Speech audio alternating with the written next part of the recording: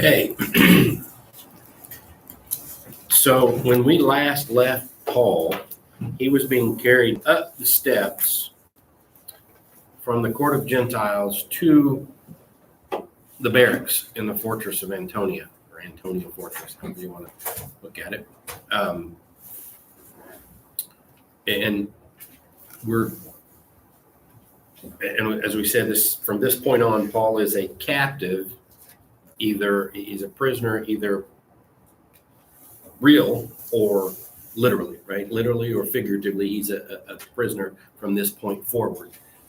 He doesn't really get to roam as free as he did, although a couple times during his ministry, even though he was under house arrest, he still was able to go around the city and do it. So we're here in Acts 21. We're going to start in verse 37, and we're going to go to verse 5 of chapter 22 today. Paul's speech to this mob starts in 22:1 and runs through 22:21. We're going to break that into at least 2, maybe 3 portions over the next couple weeks here. So if you would follow along, starting in chapter 21, verse 37, and going through verse 5 of chapter 22. As Paul was about to be brought into the barracks, he said to the tribune, "May I say something to you?" And he said, "Do you know Greek? Are you not the Egyptian then, who recently stirred up a revolt and led the 4,000 men of the assassins out into the wilderness?" Paul replied, "I am a Jew from Tarsus in Cilicia, a citizen of no obscure city. I beg you, permit me to speak to the people." And when he had given him permission, Paul, standing on the steps, motioned with his hand to the people. And when there was a great hush, he addressed them in the Hebrew language, saying, "Brothers and fathers, hear the defense that I now make before you." And when they heard that he was addressing them in the Hebrew language, they became even more quiet. And he said, "I am a Jew, born in Tarsus in Cilicia, but brought up in this city, educated at the feet of Gamaliel, according to the strict manner of the law of our fathers, being zealous for God, as all of you are this day. I persecuted this way to the death, binding and delivering to prison both men and women, as the high priest and the whole council of elders can bear me witness. From them I received letters to the brothers, and I journeyed toward Damascus to take those also who were there and bring them in bonds to Jerusalem to be punished." Okay, so as I said, Paul's speech actually covers 21 verses here, and it can be divided into 3 sections. This first section that we're going to cover is Paul explaining, kind of relating to the people that he is a Jew, right? And because remember, the charges were that Paul was preaching and teaching against the people, against the law, and against the temple, and allowing everybody everywhere to put away the old customs. That was one of the charges, and the other charge, of course, was to bring a Greek into the temple, something that was very un-Jewish to do. Past where he was allowed to be. Exactly. And the mob took him and was beating him and wanted to kill him, and he was being carried up the steps because the mob was still trying to get to him, and so they were carrying him up the steps. And I kind of envisioned that as they got far enough to where they were up the stairs well enough where the mob couldn't grab him, they kind of set him down, right? Just kind of, let's get him up there real quickly and set him down. And that's kind of where we pick it up, because it says, as Paul was about to be brought into the barracks. So he was about to the top to go through the door and come out of the temple. And he talks to the tribune. And that's the reason why I think he was set down, because I don't think he's up here and he's hollering down, may I talk to you? I think he was set down so that they could, kind of get the perimeter back around him and get everything settled down before they went into the barracks. You got to assume no matter how angry the mob was, they're not following the Roman soldiers into their own barracks. Right. There's a line there. They're staying down there on that lower level. Yeah. So it's shouting and angry, exactly. but not following the throne. So, you get up about 7, 8 steps, you're out of reach of the crowd from grabbing Paul. And so I think they set him down. Paul looks at the tribune and says, "May I say something to you?" The Greek here is, I get my notes so I can read the Greek, although I really can't read the Greek. But the Greek is, I existin moi, looks like EpiPen, T pro se. And that is really a very polite way, very polite formal Greek to say, am I allowed to speak to you? Okay, he's asking permission because here, remember, the tribune is the leader of 1,000 soldiers, so he's a very important Roman officer. Paul, being a Roman citizen, would have known the structure and all of that, so he knows that this person's a pretty important person, and he's asking if it's permissible for him to talk to him. Like, I know I'm a prisoner of you right now. You're the big guy in charge. Am I allowed to talk? And really, am I allowed to talk to you? The King James has it, "May I speak unto thee?" Right? So he's asking permission. And this kind of threw that tribune a little off. Because here as he's looking out at the crowd and seeing everything was going on, he sees this balding, elderly, who's bloodied and beaten. and beaten,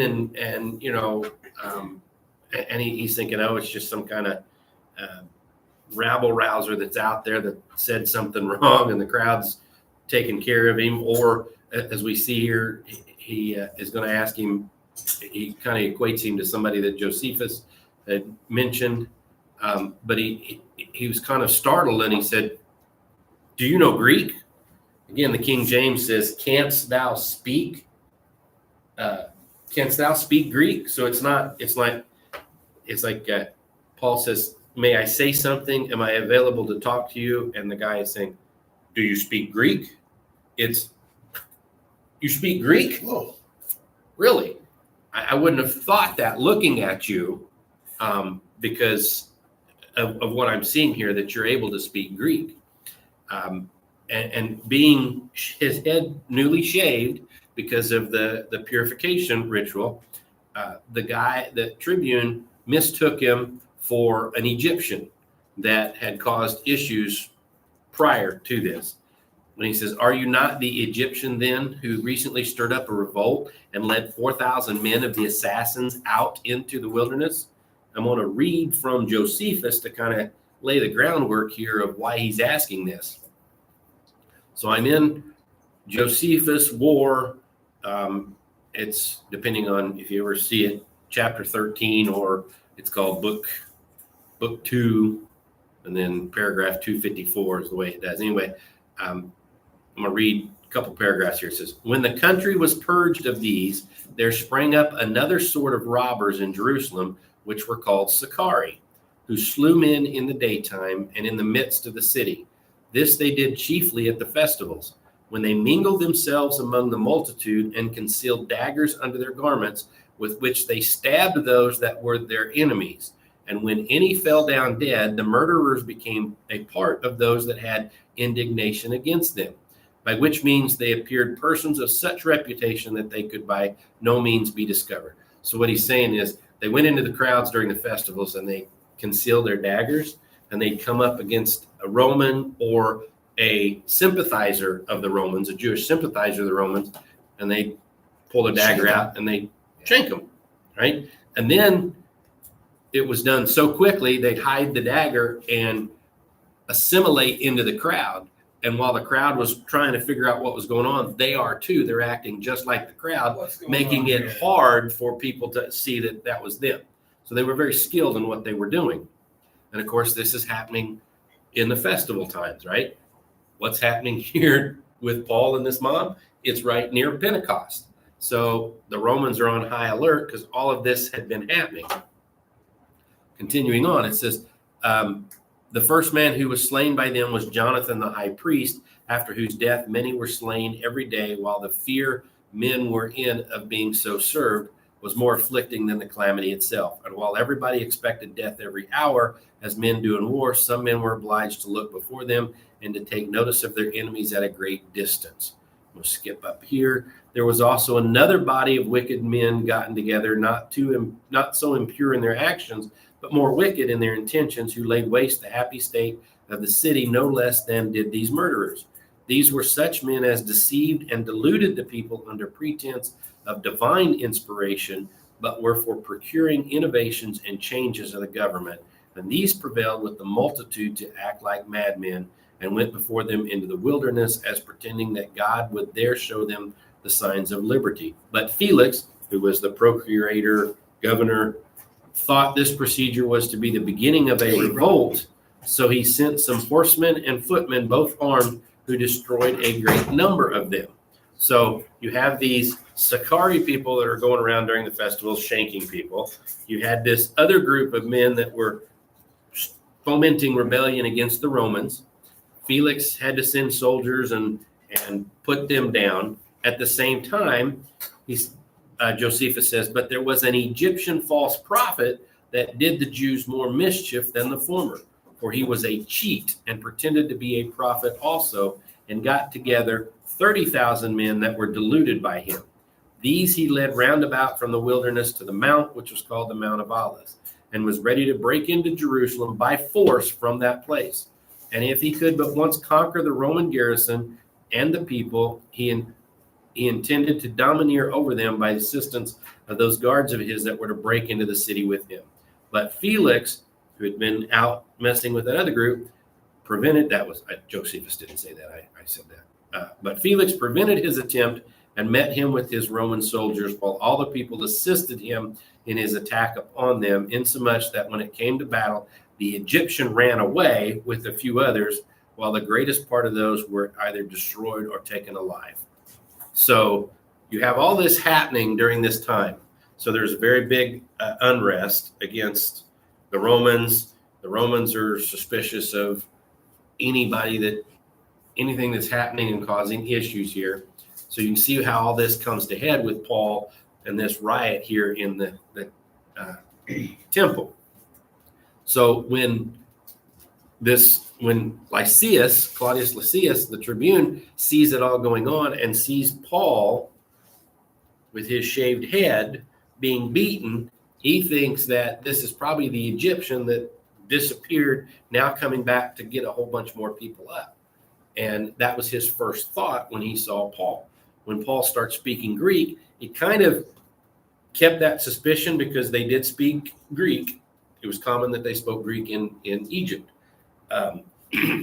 So that's why he asked them, are you not that Egyptian that had brought, here Luke says 4,000, Josephus says 30,000. A lot, right? It's probably more Luke's, because apparently Josephus liked more so than Luke. He was big in exaggerating. I was reading that a lot of people consider Luke to be the greatest historian of antiquity. He was the best. He was the greatest historian, arguably ever. But it's also the symbol for 30 and 4 are really close. In one of my commentaries, it's like a triangle, and one of them's a full triangle, and one of them's like a 2/3 of a triangle, or at the bottom, or anyway. It was very easy, and they figure a scribe may have mistook the number. But anyway, it was a lot of people that this Egyptian did and caused issues and disappeared. So it was the tribune he's like, okay, this is who I think you are. Aren't you one of those? Are you not the Egyptian who recently stirred up a revolt and led the 4,000 men of the assassins, which are the Sicarii? right, so we get our term Sicario from Right. actually from the. I don't know if you know what a Sicario is, but The dagger man, an assassin. There's a that Creed of the Assassins or whatever, is that a video Assassin's game? Creed. Assassin's That's kind of, Creed. a play Same- on that. yeah. Yeah, that same idea. Blending into the crowd, doing your thing, I was getting away. Yeah. Yeah. I've seen exactly that when you was talking about it. So we have Paul very politely asking if he can speak, which throws the Tribune for a loop, and says, "You mean you know Greek?" Thinking that he's the Egyptian. It indicated. Where am I headed? Lost my train. First, Paul's reply indicated that he was able to speak Greek. Second, the guy asked about the Egyptian, and then the fact that Paul was inciting the mob to violence is what kind of triggered this in the Tribune's hand here. Paul replies to his question, "I'm a Jew from Tarsus in Cilicia, a citizen of no obscure city." So he put to rest that he was an Egyptian. Right. He wasn't a foreign assassin. Rather, he was a Jewish. He had Jewish ethnicity. He was a Roman citizen, and the fact that he told him he was from Tarsus at this time, if you remember, Tarsus would have been probably the third most important educational, cultural, entertainment He's a New type Yorker. city. He's saying something that everyone would know. Yeah, I'm from this place. I'm from this place, right? Yeah, and the King James says no mean city or Yeah. no average place, no Yeah. run of the mill spot. This is Cilicia, this is Tarsus. Right. Yeah. Only behind Alexandria and Athens as far as everything that was going. And there are some historians that actually put it having a better, larger educational and cultural than Alexandria and Athens. I don't know. I really never heard of Tarsus until the Bible, but anyway. So his answer invoked his Tarsian citizenship and his Jewish ethnicity. So it made him not a foreign terrorist, but a well-educated Jew from a very important city. And his request is, I want to speak to this group. Because I am Jewish, because I am a citizen, a Roman citizen, and not a foreign terrorist, then I should be allowed to speak to my people. You should be able to address your accuser. right? Exactly. That was kind of a Roman thing. His ability to speak Greek, along with being from a city of culture like Tarsus, meant he was not a rabble rouser, and therefore it enabled the Tribune to give him permission. It was a lot easier for the Tribune to do that. Now, it's important to note that he really didn't invoke his Roman citizenship here. And even though Tarsus was a city that was under Roman, it was a free city, but anybody that lived there became Roman citizens. Okay, so, but then there were also others that lived there that weren't Roman citizens. So Paul doesn't tell Lysias that he's a Roman citizen at this point. If he would have, the verses here in a little while, or a couple weeks from now, where they're going to flog him, spoiler alert, where they're going to try and flog Paul to question him that way, that wouldn't have happened, wouldn't have even been thought of if Paul would have invoked his Roman citizenship right here, because it would have been illegal for a Roman centurion to do that to a Roman citizen. So he's just letting him know, I am from Tarsus, a very important city during this time frame. Meaning, I'm cultured. Yes, I can speak Greek. I want to speak to the Jewish people here, okay, because they're my people, right? So verse 40 says, and when he had given him permission, so Lysias gave him permission to speak. Here they're at the top of the steps, right? From going into the Antonia fortress.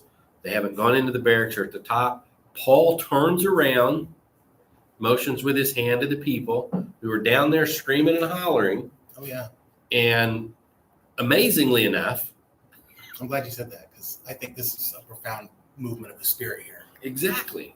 I mean, here, yeah. Is the mob mad at the soldiers or or Paul? Paul. Mad at Paul. They're mad at Paul. Okay. And they're probably a little mad at the soldiers for taking Paul away Yeah, from for them. not letting them just handle But- business, right? Yeah. Their anger is more directed at Paul. Okay. And so Paul goes from being a passive body in this to the central character here, right? He a passive body that was being beaten by a mob, arrested by soldiers, and taken away, to all of a sudden becoming the central character or the central agent in this narrative. He takes center stage and actually addresses both the mob directly, but indirectly the Roman soldiers as well, who were listening to his speech. But, you know, the crowd's down there screaming, Paul's up at the top, they're looking up, and probably some amazement when Paul turns around, like, wait a minute, they arrested him, and now he's up there wanting to talk to us. And so he's putting his hands up to kind of get their attention, and the crowd kind of goes quiet, not completely quiet. They hush, right? It says there was a great hush, so there was probably still some, what's this guy, you know, still some talk there. And it says that he addressed them in the Hebrew language. Now, in the Greek, there is te Hebraici dialecto, which can be translated Aramaic or Hebrew language. So in the Old Testament, it would have been Hebrew. Now in first century AD, it's a dialect of that original Hebrew, which is Aramaic or Syriac. That was the common language. That was the English of the day, if you will. All the red Right. letters that you read were Aramaic. And there's only one spot in the Old Testament that is in Aramaic. You may know what that is. Really? I've done this, but I don't know off the top of my head. Daniel Daniel, that's right. 7. Yeah. Is the only, there's a small part of Daniel that is in Aramaic. That's what I paid money for the seminary to learn. I think it's no coincidence that the Spirit chose great silence in the King James, or what are some of your translations say? That last sentence of verse 40 about the quiet. Great hush is what the ESV Great believe hush. says. Yeah. What does the NLT say? It's, One says the deep side. Yeah. Deep silence. I think that's the key, is the descriptor there, the descriptive word. This was a movement of the Spirit as Paul raised his hand. This hush was a profound quieting. It wasn't a complete silence because God's Spirit's getting ready to get their attention again here in a couple verses. Right.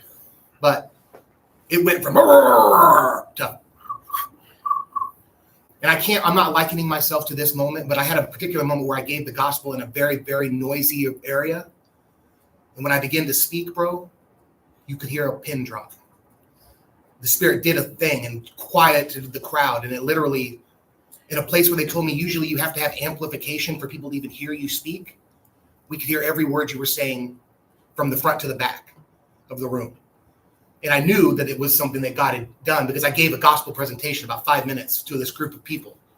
And either way, the point is I can relate to this a little bit. And when I read this, it just kind of was like, oh man, this is God shutting people up so that they can receive this word. You know what I mean? And it's amazing how God will shut the mouths of rebels so that they can receive his love. It's incredible. But this was a movement of the Spirit. And there's no coincidence that Paul chose to make sure that you understood this was a profound silencing. This was something that you could not deny something was happening here. You know what I mean? And so either way, I just thought I'd share that because I thought that was pretty important. Little things like great silence, deep silence. He didn't just say the crowd got quiet. He made a point to show you that something was happening here that was greater than what was happening there, so to speak. And again, you know, it had to be in the Spirit because they wanted to kill Paul. Yes. And they're not going to get quiet just to hear Paul speak, right? If Paul's the ones up there doing this, they're not going to stop yelling and screaming and hollering at him and allow him to speak to him because they wanted to kill him. Right. I mean, that was the whole purpose of that crowd, was to kill Paul because of the things that he was accused of doing. So when he put his hands up, it was the Spirit that did the quieting. And Luke, you know, clearly brings that out when he says there was that great silence, that great hush, that deep silence. But then Luke also does something else here. He says he spoke to them in their native tongue, in the Hebrew language. Why do you think it's important? I mean, Greek was actually the English of the day. That was the official business language, right? That was the language of commerce at the time. The Hebrew or Aramaic dialect was what the everyday people spoke there in Jerusalem. So Paul could have, as he spoke Greek to the centurions, to the tribune, he could have turned around and addressed the crowd in Greek, and they would have understood him for the most part.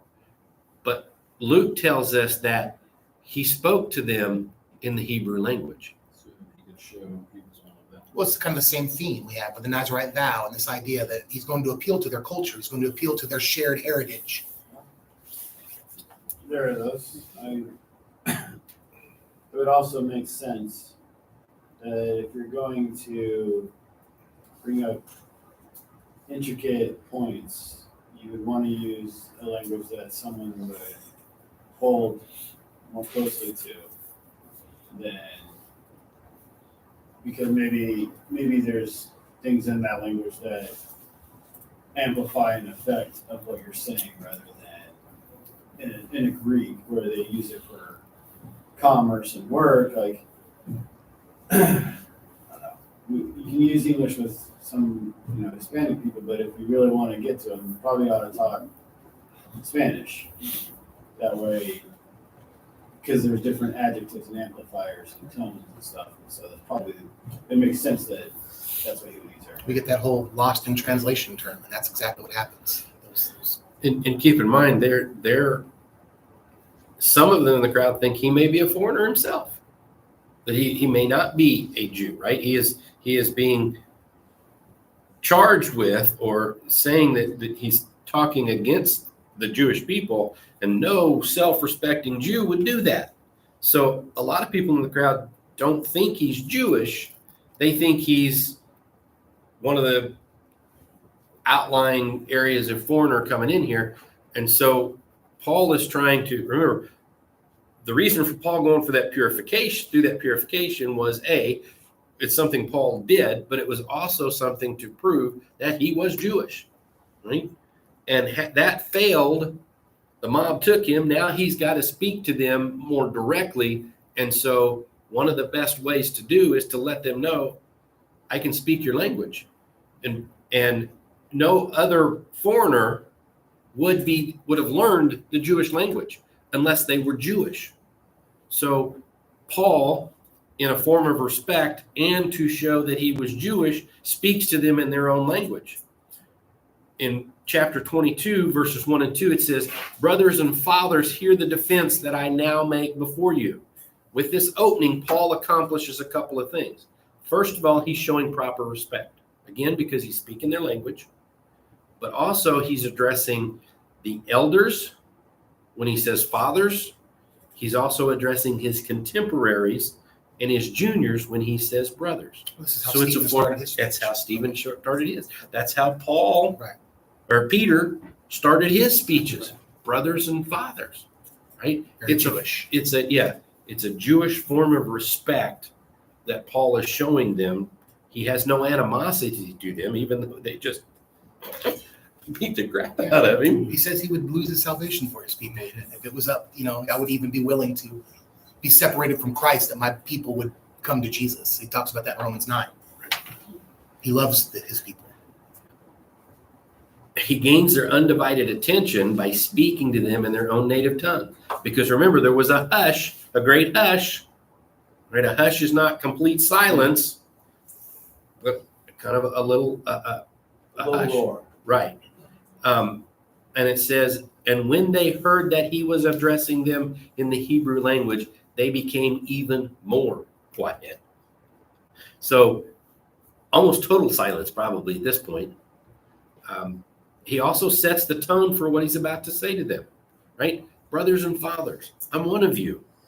Listen to my defense as I tell you why these charges that you're upset at me about, why they're ridiculous.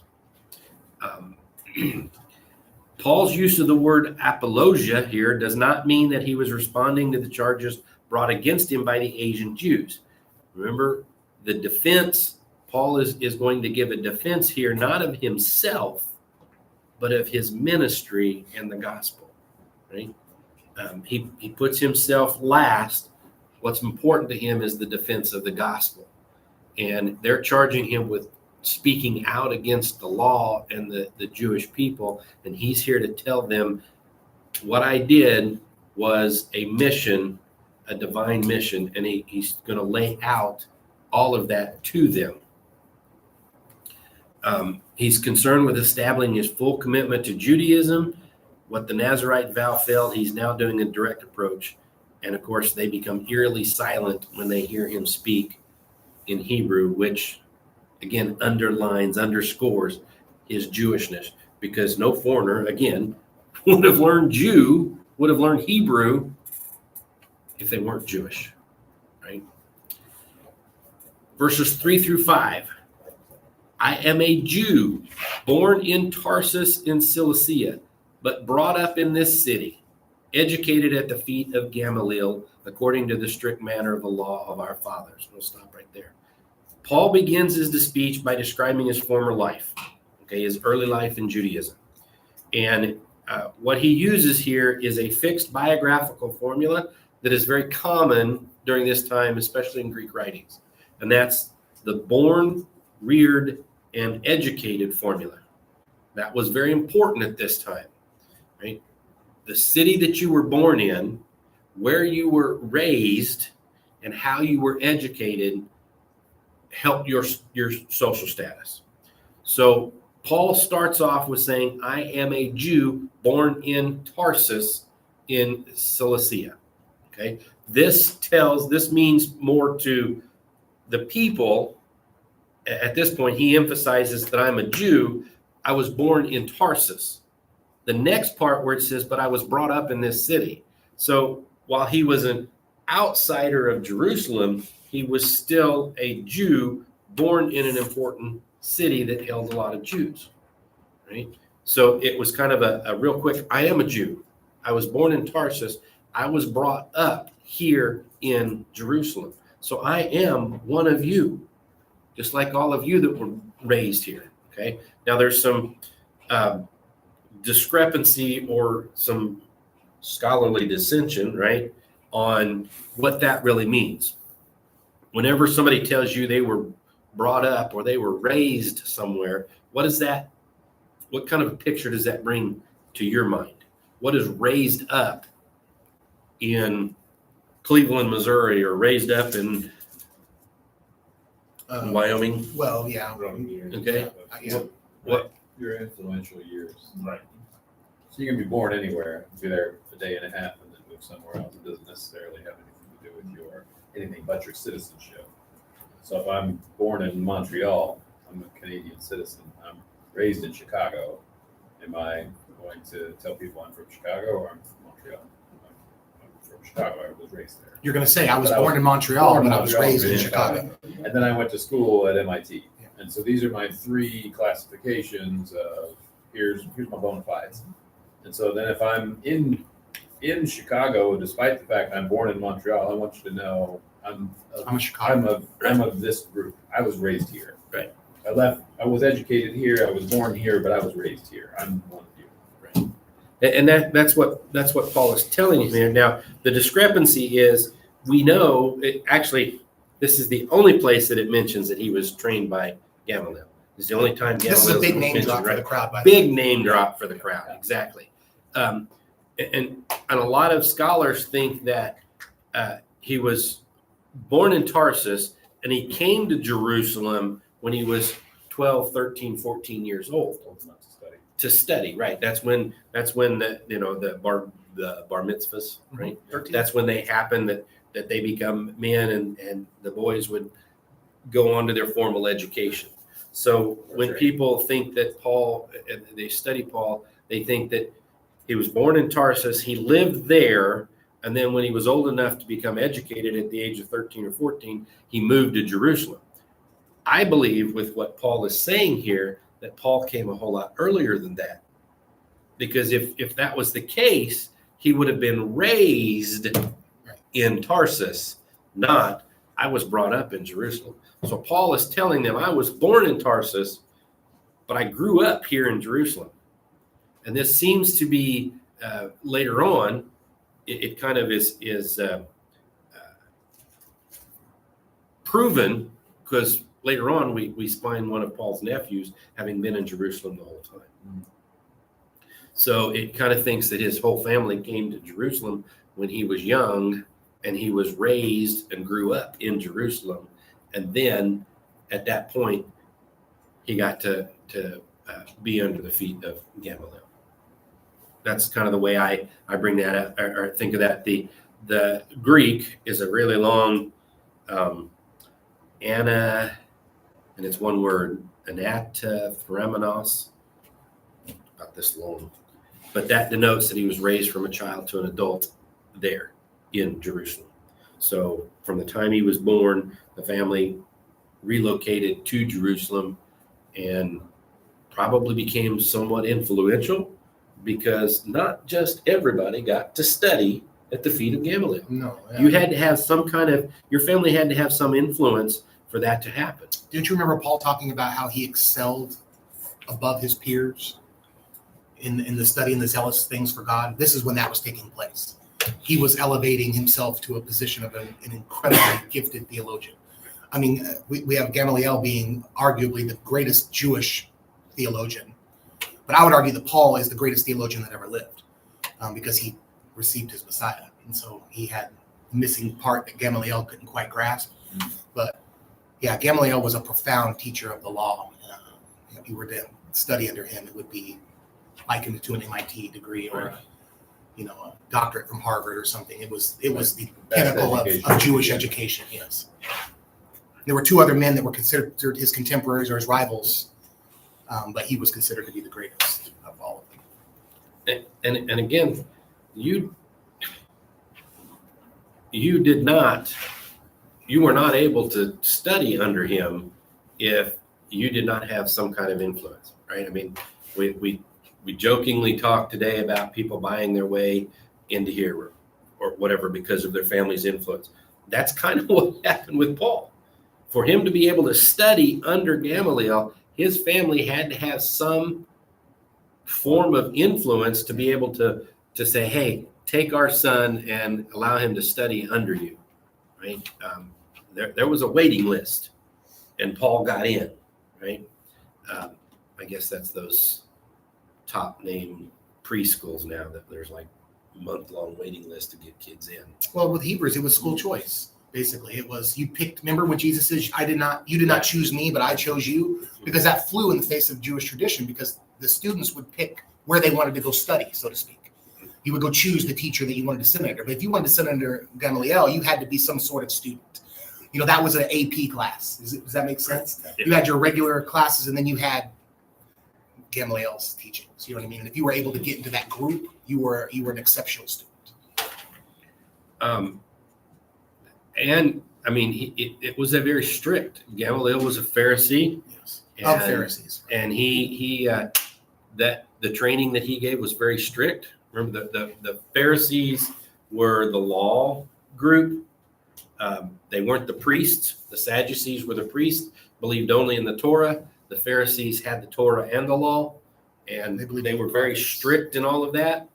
And this would have been the training that Paul would have received. He would have known the law inside and out. And when he, like I said, when he threw Gamaliel's name out there, that would have got their attention, because Gamaliel, not only was he a great teacher of the law, he was also a member of the Sanhedrin. He was very well respected. In fact, a lot of times, the misconception is it were the high priests that ruled the Sanhedrin. It wasn't at this time. It was like from 150 BC on, it was the Pharisees who actually ruled the Sanhedrin. And the person that ruled the Sanhedrin was called a Nasi, N-A-S-I, or president, because there was some falling out of the high priests. And we always hear of Caiaphas and Annas and Ananias Jonathan. and Jonathan and all of these that were high priests from the Sanhedrin. You don't hardly ever hear of the actual president of the Sanhedrin, but it was actually a long line of Pharisees, of which Gamaliel's dad, Gamaliel's grandpa, Hillel, the elder, they were all presidents. So it was kind of a pass down of through the generations. Gamaliel was actually the president of the Sanhedrin from 30 to 50 AD. So during the time of Jesus, Gamaliel would have been the leader in the Sanhedrin. And of course, Paul is training under him, right?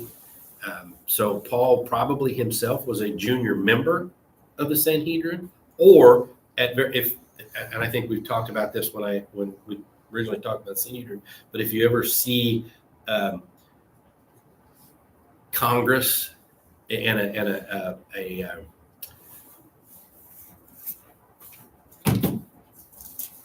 hearing, a congressional hearing, right? You got all the congressmen in their seats, and who's behind them? Same thing with the Supreme Court. You got the Supreme Court in their court hearings, and behind them have a lot of aides. That's probably what Paul was to Gamaliel at the time of all of this stuff that Gamaliel was the president of the Sanhedrin. Paul is probably still learning and behind Gamaliel in helping him out if he wasn't himself a member of the Sanhedrin.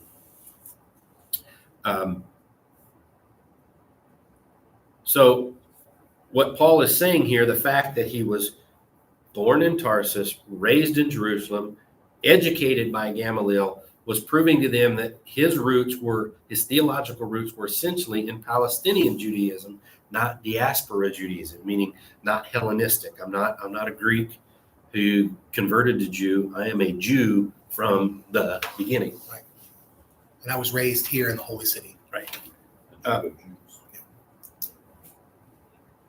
Now, at the time that this is going on, Gamaliel's son, Gamaliel. Shimon ben Gamaliel, was currently the president of the Sanhedrin. Weird. Let that sink in. As Paul is being beaten and drug up the stairs, the president of the Sanhedrin is his teacher's son. So when he throws Gamaliel's name out, they would have, again, understood who he was talking about, because they knew the teacher and they knew the son was also the current president of the Sanhedrin. Paul's life, because of all of this, his early life was marked by a zeal for the law that matched or exceeded those in the crowd. Like, man, I studied under Gamaliel, who was really strict on the law. I know the law inside and out, and I was very zealous because I wanted to honor my teacher, and I was as zealous for the law as most of you are in this crowd, probably more so than most of you in the crowd. Killing people over it. Exactly. Again, this is the only mention of his training under Gamaliel, but Paul refers to the training and zeal in Galatians 1:14 and Philippians 3:4-7. So write those down, go back and take a look at those. So then Paul, as he gets their attention by speaking to him in Aramaic there, mentions his upbringing, and then he goes into, as proof of my zealousness, here's what I did, right? He says, according to the strict manner of the law of our fathers, being zealous for God as all of you are this day, I persecuted this way to the death, binding and delivering to prison both men and women, as the high priest and the whole council of elders can bear me witness. From them I received letters to the brothers, and I journeyed toward Damascus to take those also who were there and bring them in bonds to Jerusalem to be punished. So, very zealous for the law, and here's proof. I persecuted this way, even unto the death. And if you don't believe me, go talk to the Sanhedrin. All the council of elders. Many of them that were on the council of elders at this point probably had been junior members or those aides that we talked about during Jesus' time when Paul was there studying. So many of them on the council of the Sanhedrin would have probably known Paul. And it was some of those elders were on there at that time and may have still been on there. So he's saying, I, being zealous for the law, went out and persecuted these Christians the way. Notice he uses the way at this point, and that's intentional as well, because this is connecting them to Judaism, right? By saying the way, all of the Judaists, the Jewish people, the way was a sect of Judaism.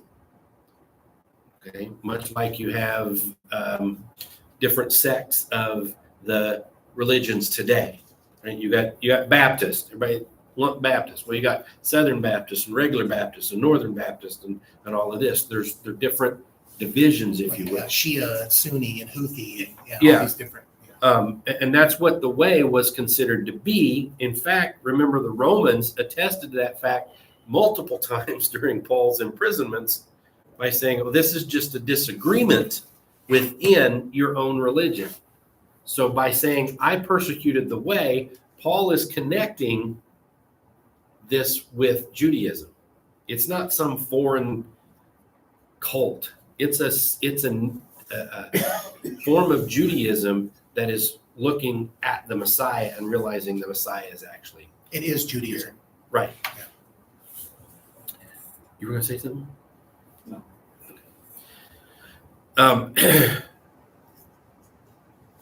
So it closely connects Judaism or Christianity with Judaism and with Christ, drawing them together.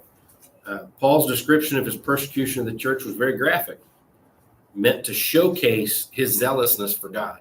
What does it say? It says he killed many of them. I persecuted them even unto death. Meaning I went after them, and maybe I was told to bring them in. Hey, if they made it, they made it, right?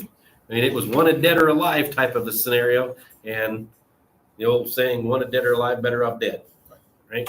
And that's what Paul did. He went out viciously attacking. We go back to Acts chapter 8 and 9 and see, because what Paul is saying here is the same thing that Luke tells us in Acts 8 and 9, 1 and 2. It's Acts 8. 8:1 through 3. Yeah, and something then in 9, 1 and Acts 2. 1, 2, yeah. 9, 1 and 2. He bound and beat many of them, those that he couldn't kill. He beat them, and if they sustained his beating, then he went to jail. We know he didn't discriminate against gender, because it says that I did it both men and women. Oh, and if we go back to chapter 8 and 9, we also see that he went out and took kids as well. If they were a part of the family, they went to prison as well, or probably sold into slavery of some sort, right?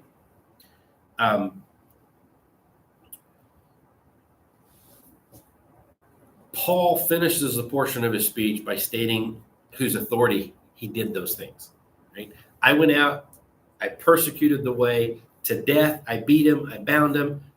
I obtained letters from your leaders, from the council, from the high priest. They told me to go do this. So just like you're angry with me for trying to speak for what you think I'm doing, speaking against Judaism, speaking against the temple, I did the same thing. I was just as zealous for you are, as you are coming after me. I was the same way, going after those that I felt were doing the same thing that you're trying to tell me. Now, why do you think this is important? That Paul is sharing this with him. Basically, I feel like he's putting them, he's reminding them that they're the peanut gallery. He was the all-star. Yeah. Showing his zealousness. This is This Child's play. What you're doing is child's play. Yeah, this would be like, I don't know, Jordan telling, other basketball players, look, dude, guys, I killed this game. You guys are still playing it, that's cool. But You can't. I'm Jordan. Exactly. But it's also setting them up.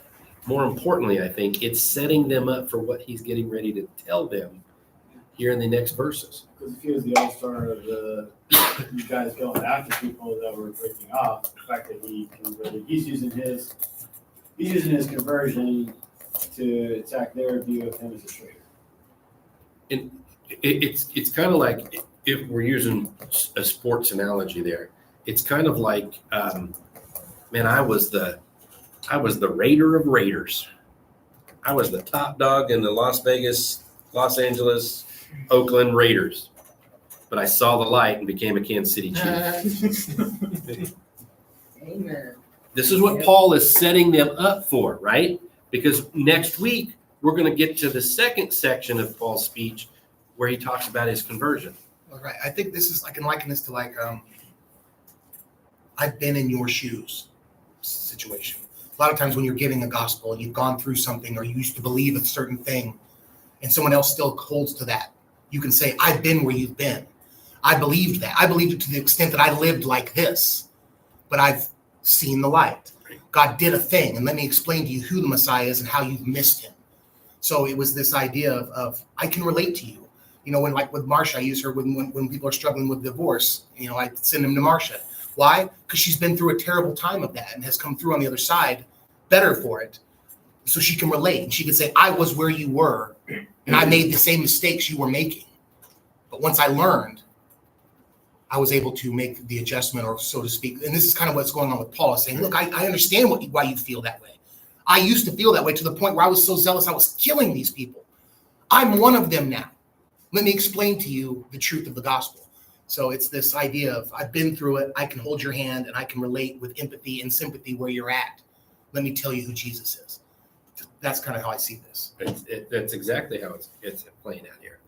Paul is, for lack of a better term, he's ingratiating himself to the crowd by saying, I'm one of you. As Cord just said, I'm one of you. In fact, I'm so much a part of you that I was more zealous, and I was so zealous that I went to the council, to the Sanhedrin, and say, give me authority to go chase down these people. Dropping his credentials. Yeah. Doing a little name dropping. I'm a Jew. This is what I did. I'm as zealous, if not more zealous than you. And I went out and killed. And as proof, you can go talk to the councils and the elders to get that information and to show what I did actually happened. I'm not just sitting up here blowing smoke to get you on my side. I've got proof. I've got witnesses. The council, the elders, the current high priest at this time was Ananias, who was, if you go back in the list of high priests, he like a grandfather or whatever of somebody that was a high priest as well, because that's, both the president and the high priest, those kind of all were hereditary, right? It was Annas, So, then Caiaphas, then Ananias, right? Is that the next one? no, Ananias is a few. There's like 4 or 5 in between. Wow. Okay. But Well, they didn't Jonathan serve was very in long. there. Yeah. Yeah, 'cause he got So killed. Jonathan was. Is that later? Because I know we dealt with him earlier, right? Yeah, Jonathan was killed in 58. Okay. We're right in 57. Yeah. So when you read Josephus, you got to kind of remember that Josephus wrote hundreds of years later, and some of his timelines weren't all right. The information he gave, but the timelines and the numbers may have been a little off. Sure. But so he's given him proof. It's say you can go back and everything I'm telling you. But he's also, again, so he's grabbed their attention by speaking to them in their own language. And then he lays out, name drops, and says, I was raised, I'm one of you, educated by the top law Supreme Court judge, if you will. And as a result, I became zealous and wanted to do exactly what you want to do to me, except, you know what? I did it. I went out and did it. And you can speak to this high priest, these council of elders right here. It's all on record. They can tell you the truth. But then next week, when he continues on with the speech, we see, but I've changed. And this is really what I want you to take from all of this that I'm telling you, people, is you need to change. And that's where we'll pick it up next week with Paul telling about his conversion experience to the people. Yes, I was zealous. I was a murderer. I was a bad person. But then I saw the one true God. Questions, comments? No. You'll notice this is the second of the third telling of Paul's conversion. Luke tells this story 3 times in a pretty short book. I mean, Acts is 28 chapters, but it's not a long book. But we have the retelling of Paul's conversion 3 times through this 28 chapters, which I think is poignant in that Luke was really emphasizing Paul's apostleship, really trying to bring that out so that people understood that. Because there was probably some issues with Paul's conversion and Paul being brought in to be an apostle, but Luke is really by the Spirit pointing out to us how important it is that we understand. We've been throwing this word around the last few weeks, bona fides, Paul's bona fides in the Spirit. I don't know, it's telling when and it's, well, although Luke wasn't a Hebrew, it's a very Jewish thing to tell things 3 times. Yeah. If you really want to get your point across, and 3 times is generally holy, holy, holy. I mean, we see these things throughout Scripture, 3 times of telling to really emphasize. So, once again, not a thing that's missed. You know, The first time was in Luke's point of view. right? The next 2 times are Paul's first person account of sharing the story.